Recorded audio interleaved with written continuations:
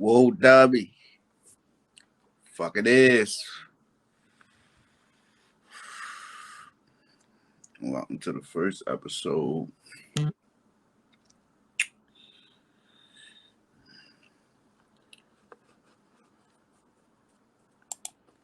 what we got for y'all today, man, it's a bunch of Baltimore shit. You hear me? Bunch of Baltimore shit. That's it. Bunch of Baltimore shit. See the president, man. That they could disrespect the Baltimore, man. He disrespected Baltimore. I know niggas ain't fucking with that. He geeking. In Baltimore terms, he is fucking geeking. But let him geek. Governor Moore, he got out back, you feel me? He's saying, if you calling it the trenches and the hellhole, then, you know what I mean? Come walk this hellhole, you hear me? That's what he's saying. He telling the president, like, if you saying it's the trenches, come walk in the trenches. He's telling them some real Baltimore shit. That's what we're telling nigga. Like, if you saying it's the trenches, all right, come to the trenches. If not, shut the fuck up, you know? So that's what's going on with the governor. Mayor Scott, you know, he's standing on business as well. You know, he just saying, you know, if you gonna come, don't bring the National Guard and don't come too crazy. You know, don't disrespect the soldiers' lives by doing that, you know, and bringing them to, you know, what he considers my city, you know, on some Baltimore shit, telling them that if you gonna do that, you know, respect what I got going on. I got shit going on. I got real influential people doing the groundwork, and we did a lot of groundwork, and you just can't come and fuck this up. You feel me? Scott standing on business. Also, if you don't know, the city has won a suit on ghost guns. Somebody, I think, in the Harford County was making ghost guns business or whatever or whatnot. You know, they sued them in the city for 62 mil. So that's the question. Now we need to know what's going to happen with that 62 mil immediately, because this is the type of stuff that we won't hear about too much after. We need to know where that 62 million going on. Now we know guns getting scraped up. We understand that young guys getting picked up for guns that they did not create, and we actually have the people that created them. You know, is bigger than the young guys running around here with guns. So, you know, are we going to do something with that 62 million? You all hearing me right? 62 million. Are we going to do something with that gives back to the community and put something else besides guns in these kids' hands? You know, but I'm going to go ahead and start some of these videos so we can see what everybody talking about. But that was my little introduction to what we got going on in the city. As far as national news, you know, Trump got our name in his mouth, you know, calling it a hellhole. I know we ain't going for that, but, you know, I'm going to go ahead and let everybody else, you know, who got some ties to the government, go ahead and speak on it. Someday, but first you got to clean up your crime, because I'm not walking in Baltimore right now. Baltimore is a hellhole. The reason that I've asked the president to come and join us is because he seems to enjoy living in this blissful ignorance, these tropes and these 1980 scare tactics. The war of words between Democratic leaders and President Trump continues as the president threatens to send National Guard troops to Baltimore. Governor Moore calls the threat unconstitutional and argues it's disrespectful to the troops. Good afternoon, everybody. Thank you for joining us. I'm Mary Bubala. And I'm Kai Jackson. President Trump argues Democrat-run cities are crime-ridden and they should welcome law enforcement assets. A look at crime stats in D.C. Since the president deployed the National Guard there have been 1,251 total crimes. In Baltimore, we've seen double that number. Taking a deeper dive into the data, Washington, D.C. has seen 87 violent crimes compared to Baltimore with close to 800 cases. And D.C. has reported just over 1,100 property crimes, while Baltimore City has reported more than 1,700. Fox 45's Mackenzie Frost has been tracking the back and forth and explains the potential impact for Maryland. Mackenzie? Kai and Mary, the contentious feud continues between the White House and leaders here in Maryland. President Donald Trump seems insistent on talking about Baltimore and how he is not coming here to walk the streets, while leaders here are taking credit for the drop in violent crime. And now City State's Attorney Ivan Bates is getting in the mix. From the White House again. Governor Moore, has anyone heard of? President Donald Trump cannot stop talking about Baltimore, despite what Governor Wes Moore said. But it's not in a positive light. Wes Moore was telling me I want to walk with the president. Well, I said, I want to walk with you too someday. But first you got to clean up your crime, because I'm not walking in Baltimore. You don't think he funny. You think he a comedian.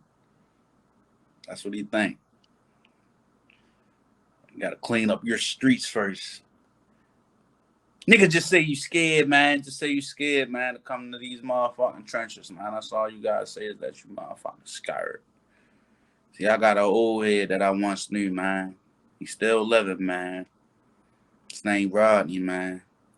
He used to say this one phrase that always be in the back of my mind. I ain't never scared. Baltimore right now. Baltimore is a hellhole. Trump drawing comparisons between Moore and California Governor Gavin Newsom, too, as possible presidential hopefuls, even though Governor Moore has insisted he's not running in 2028. This guy, I don't even think he knows it. He's another candidate for president. Between him and Newsom, you've got some real beauties, I'll tell you. But crime remains top of mind for the president, despite talking about Governor Moore. While Maryland leaders continue to push back on the idea of the National Guard in the state at the president's direction, Trump himself touts his work as progress in D.C. So the line is that I'm a dictator, but I stop crime. So a lot of people say, you know, if that's the case, I'd rather have a dictator. But I'm not a dictator. I just know how to stop crime. Piggyback off that. Would you rather have a dictator that stops crime, or would you rather be free and dictate what's crime? I think sometimes people speak and they don't understand what they're saying, and it's always a choice with things. I don't think that everybody will much rather the dictator, is what I'm saying. Mayor Scott, thank you for joining us. Thank you for having me. While on ABC News this week, Mayor Brandon Scott says the National Guard in Baltimore would not be helpful, and instead he touts his own programs that he argues is behind the drop in homicides and non-fatal shootings. Not militarizing and sending the military in to just come and harass our neighbors. There are strategies that work. I'm gonna try to go back.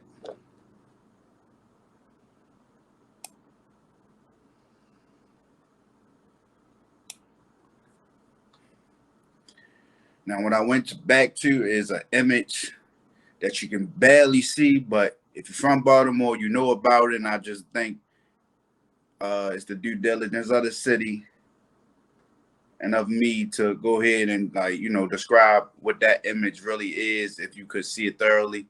That is a picture of the Safe Streets logo, and within that picture, you can see a violence interrupting two people from continuing violence or whatnot.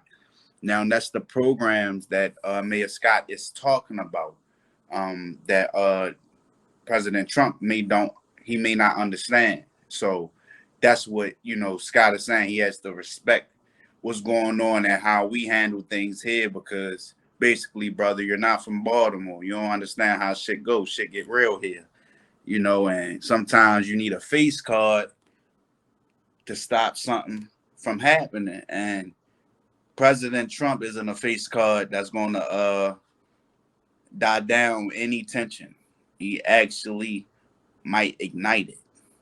and non-fatal shootings. Not militarizing and sending the military in to just come and harass our neighbors. There are strategies that work on the ground, like my group violence reduction strategy, which is a partnership between myself, my state's attorney here, the police department that works under my command, and the attorney general. But not everyone agrees that the mayor's strategies are behind making Baltimore safer. When we take those 5,000 to 6,000 repeat violent offenders, we remove almost half of them out the community. Crime's going to drop greatly. City State's Attorney Ivan Bates on the radio Tuesday says since he took office 2 years ago, he has focused on repeat violent offenders. We tell you from the very beginning you're going to prison. And the mayor's group violence reduction strategy is a small portion of the cases his office deals with. 256 people have taken the mayor up on services provided through GVRS, Bates says. GVRS is 4% of the caseload that we have. As the mayor, top prosecutor, the president, and governor continue to trade barbs, you have to kind of find a way to de-escalate some of this. Political experts say someone needs to de-escalate the situation. And I think that the governor needs to focus on some flattery more than on this contentious language, because a National Guard unit armed in the city of Baltimore would be a bad political look and a bad economic hit for the city. That invitation from Governor Moore for our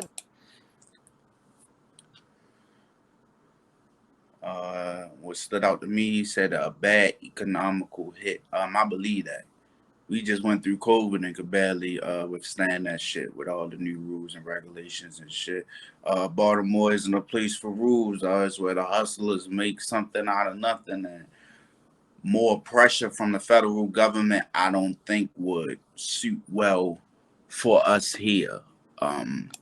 We would actually probably need our space from them, and also with numbers show, DC has half what's going on. They're here, but you know that should be their primary concern. They shouldn't be too much worried about Baltimore sending nobody here, because the things that Mayor Scott and Governor Moore been working a little bit. Let me do this.